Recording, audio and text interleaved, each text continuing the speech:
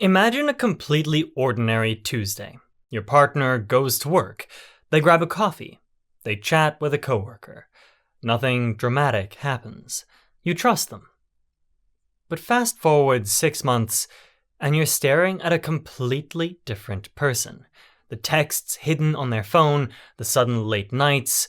You're left holding the pieces of your reality, asking one agonizing question. Why? What actually goes on in the mind of someone who breaks the deepest promise of a relationship? You might think that they're just selfish, cold, or entirely devoid of empathy, but human psychology is rarely a straight line. The truth behind why people cheat is a labyrinth of biology, hidden insecurities, and mental gymnastics that most of us never see coming. We're not here to excuse the betrayal. We're here to decode it.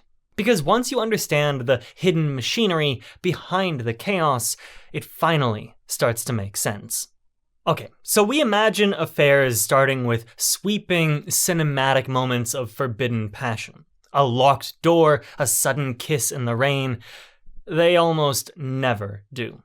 Instead, they start with a millimeter of compromise. Psychologists call this the slippery slope of boundary crossing. Picture the break room at work. Your partner complains about a minor argument you two had. Their coworker listens. They offer sympathy. It seems innocent. Then it becomes an inside joke. Then it becomes a text sent at 10 at night. In the moment, none of these actions feel like cheating. The human brain has a remarkable ability to rationalize tiny steps. They convince themselves they are just friends. But every tiny secret becomes a microbond. The secrecy itself becomes the glue. Before they realize they're standing near the edge of the cliff, they're already falling. To understand this fall, we have to look inside the brain chemistry of an affair. Have you ever wondered why the person they cheated with is sometimes a complete downgrade? You look at the affair partner and think, why them? It is deeply confusing. You try to find what they have that you lack. Stop looking. Affairs are rarely about upgrading to someone objectively better. They are driven by a biological hijacking called limerence. Limerence is not love. It is an obsessive, involuntary state of infatuation. When a secret connection starts, the brain floods with dopamine. This is the exact same neurotransmitter responsible for a gambling addiction. Alongside it comes norepinephrine, which spikes the heart rate and creates a sense of thrilling alertness. Meanwhile, serotonin levels drop. Serotonin is the chemical that usually helps you feel calm, rational, and stable. This specific chemical cocktail literally impairs the prefrontal cortex. That's the part of the brain responsible for logic, long-term planning, and moral reasoning. So when you ask what they were thinking, the biological answer is that their rational brain was offline. They were chasing a chemical high. The affair partner is just the catalyst. Now, why do some people seek that high while others walk away? One of the most fascinating psychological concepts behind infidelity is the self-expansion model. Pay close attention to this, because it explains the most baffling cases of cheating. Imagine a couple who has been together for 10 years. They have a good life. They rarely argue, they have a house, maybe a dog, a comfortable routine. But one of them cheats. The betrayed partner asks if they were not enough. Was their life not enough? The agonizing truth is that it usually has nothing to do with you being enough. The cheater is not looking for a new partner. They're looking for a new self. Over the years of a stable relationship, we settle into roles. The responsible one, the serious one, the provider, the parent, the planner. The person who strays feels suffocated by this identity. When they meet someone new, that new person does not know the responsible version of them. With the affair partner, they can be spontaneous. They can be unpredictable. They can be young again. They cheat to experience a hidden, suppressed version of their own personality. They're not having an affair with a new person, they're having an affair with a new version of themselves. Now let's go deeper into the subconscious. How we behave in adult relationships is heavily dictated by our attachment styles.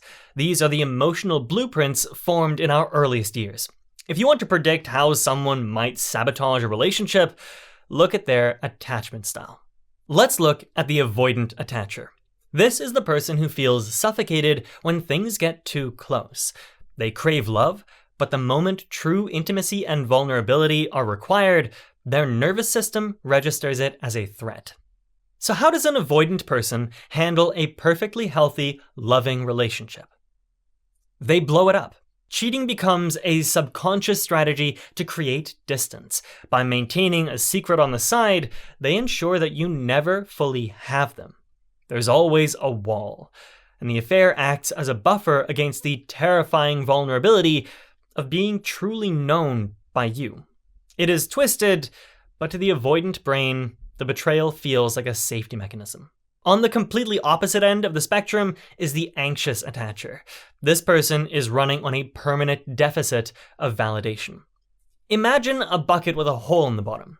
No matter how much love, attention, and reassurance you pour into it, it's going to drain out. The anxious person constantly fears abandonment. If they perceive even a slight drop in your attention, maybe you're just stressed out at work, or maybe you're just tired, their anxiety spikes.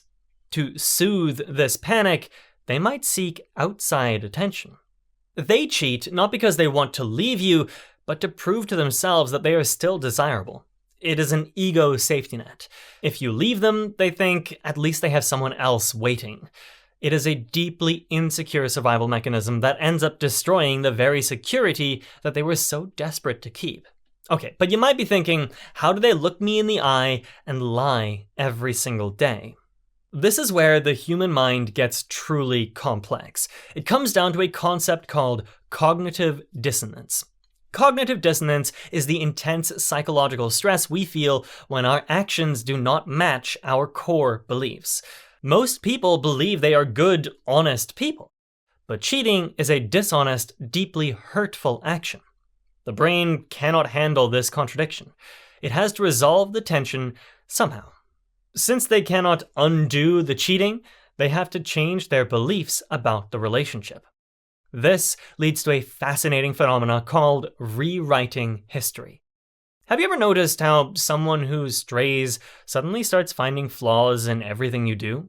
Suddenly you are too controlling. Suddenly you never supported their dreams. Suddenly they claim the relationship has been dead for years. This is not reality. This is a defense mechanism. They are unconsciously rewriting the narrative so they can justify their actions. If you are the villain, then their cheating is not a betrayal, it is an escape. It is a survival tactic. They have to make you the bad guy because if you're not, then they have to face the crushing reality of what they have actually done. Watch for this pattern. It is incredibly common. The sudden nitpicking, the unprovoked arguments. They pick a massive fight about the dishes, but they're actually fighting to create a justification for the secret that they are keeping. To maintain this double life, they rely on compartmentalization. They mentally divide their life into completely separate boxes. And in one box, they are the loving partner.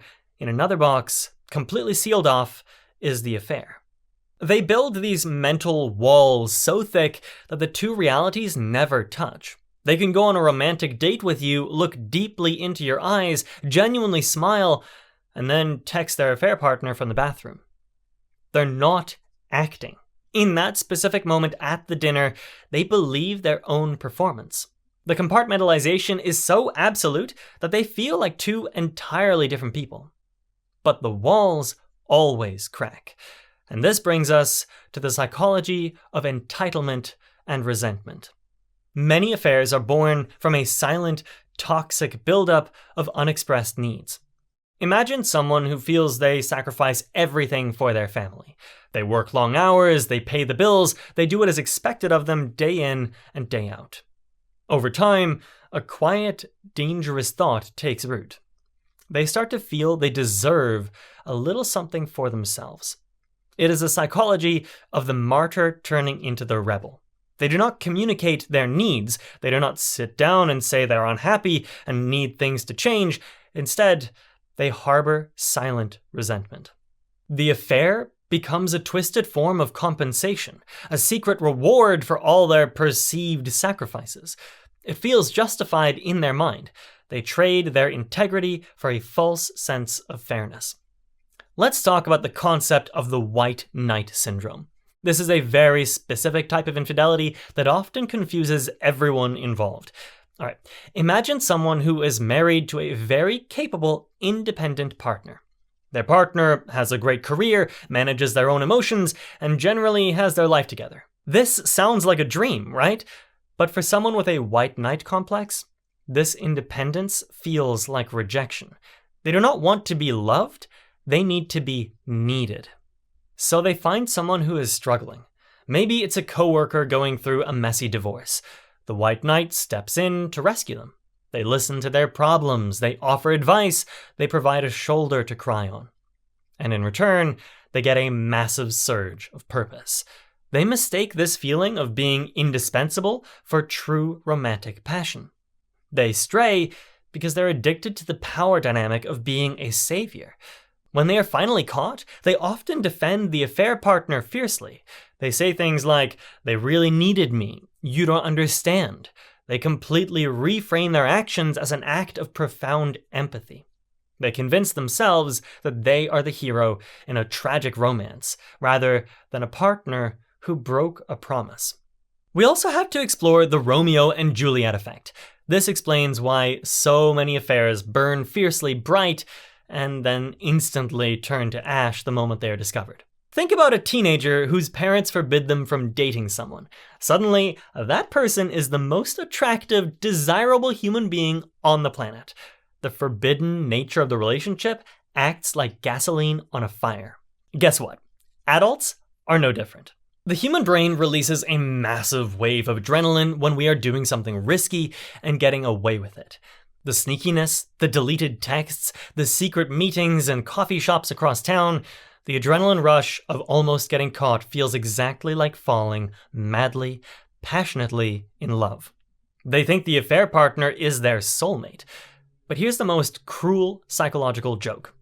If you were to give them a free pass, if you were to say they can date them openly, the illusion would instantly vanish. Without the secrecy, without the risk, the chemical supply is cut off. The person looks across the table at their so-called soulmate and realizes they actually have absolutely nothing in common. The magic was not in the person, the magic was entirely in the secret. What happens when the bubble bursts? What goes on in their head when the affair is finally discovered? The reaction is almost always predictable. First comes the panic. Not necessarily because they hurt you, but because the two compartmentalized worlds just violently collided. The brain goes into overdrive trying to protect the fragile ego. This is when you hear the classic phrases, "It meant nothing, it was just physical, I was thinking of you the whole time."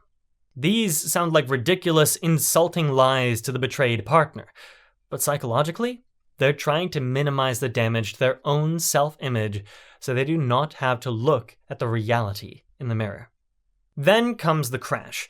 Remember limerence, the intense chemical high? When the affair is dragged into the harsh, unforgiving light of reality, the dopamine supply is instantly cut off. The affair partner is no longer a forbidden fantasy. They are now a real person associated with pain, broken families, divorce lawyers, and crying children. The fantasy shatters instantly. The person who strayed often experiences a literal withdrawal, identical to coming off a chemical high. They might act erratic, deeply depressed, or detached. They're grieving the loss of the fantasy, even as they are begging you to stay. It is a chaotic, contradictory mess of human emotion. Let's think about the concept of the backup plan. Some individuals maintain a low-level orbit of potential romantic interests. The ex they still text on holidays, the overly friendly client. Psychologists call this backburnering. It is the act of keeping people warm on the back burner just in case. It is a symptom of deep-seated insecurity. They do not trust that their current relationship will last, or they do not trust themselves to handle being alone. So they build a safety net of options. The moment their primary relationship hits a rough patch, they do not turn toward their partner to fix it, they turn outward, to the back burner. The cheating is merely the activation of a backup plan that they've been nursing for years. Listen up to this. Notice how rarely any of this is actually about the betrayed partner. This is a crucial perspective shift. When you are betrayed, your brain immediately turns inward. What did I do wrong? Am I not attractive enough? Am I not successful enough? Do I not pay enough attention to them? But the psychology of infidelity reveals a startling truth. You are simply the collateral damage in their internal war. The infidelity is a reflection of their broken machinery. Their inability to communicate, their paralyzing fear of aging, their desperate need for external validation, their subconscious avoidance of true intimacy. You could be the most perfect, attentive, attractive partner on earth, and an insecure person is going to still find a way to seek a mirror that only reflects their fantasy. Let's look at the serial cheater. This is a distinct psychological profile. While a one-time affair might be born of a specific crisis or poor boundaries, the serial cheater operates on a completely different framework. They often possess traits of extreme self-focus. Some genuinely believe the rules just do not apply to them. They view partners not as equals, but as mirrors existing solely to reflect their greatness. Others get a thrill from deceiving others, viewing relationships as a game of power. And some simply lack the emotional empathy to care about the devastation that they leave in their wake. Understanding this pattern is vital. Hoping they will change is incredibly difficult without intensive psychological intervention. Their behavior is not a mistake. It is a fundamental feature of their personality structure. But for the vast majority of people who stray, it is not a calculated plot of evil, it is a series of avoidant choices. It is the failure to have difficult conversations. It is choosing the temporary relief of a fantasy over the difficult, unglamorous work of fixing a reality. It is an emotional short circuit. Imagine a house with a leaking roof. The responsible thing to do is to climb up, find the leak, and do the hard work of patching it, right? It takes time, it takes effort, and it might be incredibly frustrating. Straying is the equivalent of simply walking to a different house when it starts raining. It ignores the problem entirely, but eventually, it rains there too. They run from relationship to relationship, always seeking a flawless roof, never realizing that they are the ones bringing the storm. There is a profound psychological liberation in understanding this. It completely removes the sting of personal failure. You begin to see them not as a powerful, rejecting force, but as a deeply flawed human being wrestling with their own shadows. You see the hidden insecurity. You see the desperate need for validation. You see the severe lack of emotional tools. You see the tragedy of someone who traded a profound connection for a cheap, fleeting hit of dopamine. Think about the immense energy it takes to maintain an affair. The constant vigilance, the deleted messages, the manufactured alibis. The mental bandwidth required to keep the lies straight is enormous. It is exhausting. People who engage in chronic infidelity live in a permanent state of low-grade anxiety. Their nervous system is constantly on high alert, waiting for the other shoe to drop. They build a prison of their own deception. The freedom they thought they were finding in their affair actually becomes the tightest cage of all, and they are never truly at rest. When the truth inevitably comes out, the psychological fallout is staggering. The betrayed partner experiences trauma that literally mirrors profound shock and anxiety. The shattered trust, the hypervigilance, the sudden inability to sleep or eat. But the person who strayed faces a different kind of reckoning. They have to face the total destruction of their own self-narrative. They can no longer tell themselves that they are the good guy. The mental gymnastics fail. The compartmentalized walls collapse. They rewrite the script of your entire shared history just to make their betrayal seem like an inevitable tragedy rather than a selfish choice. Okay, I'd like to share a personal message of hope with you, if you're up for it. If you find yourself on either side of this, Know that there is hope. People can grow. It takes intense self-dismantling and rebuilding your reality based solely on your true values, not what others believe or want from you. If the affair was the catalyst of your self-destruction, let it now be the catalyst for your expansion. I know it can be done because I did it. If you're interested in this topic and you haven't already seen the video we did on the flip side of this, make sure you go ahead and check that one out next. See you over there. Thanks for watching, and I'll catch you next time.